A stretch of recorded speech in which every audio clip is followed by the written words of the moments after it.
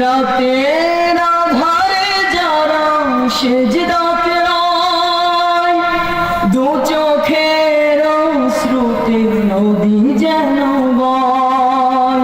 সালনার হাছান যত আসুক, চলনার হাছান যত আসুক, পিছনে ফিরে তাকাই না, জানে হৃদয় আছে আল্লাহর ভয়, তারা কবু পথ ভুলে যায় না।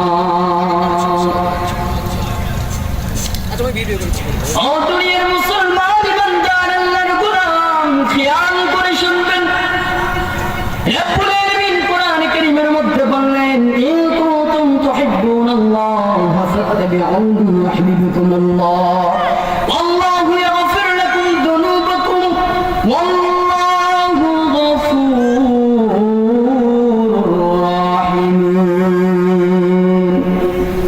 রব্বুল আলামিন বললেন, নবী করিম সাল্লাল্লাহু আলাইহি ওয়াসাল্লামকে বললেন, ও আমার হাবিব, তোমার উম্মতদেরকে বলে দাও, তোমরা কি আল্লাহর ভালোবাসা পেতে চাও? তোমরা কি আল্লাহকে ভালোবাসতে চাও?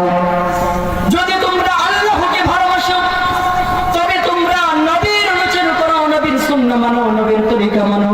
যদি তোমরা নবীকে ভালোবাসো, রব্বুল আলামিন বললেন, যদি তোমরা নবীকে ভালোবাসো, তাহলে আমি আল্লাহকে ভালোবাসা হয়ে যাই।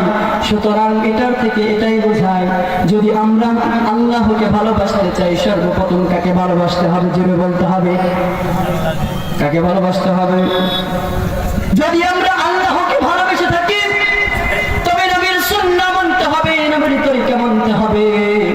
নবী যেই পথে চলতে বলেছেন সেই পথে চলতে হবে।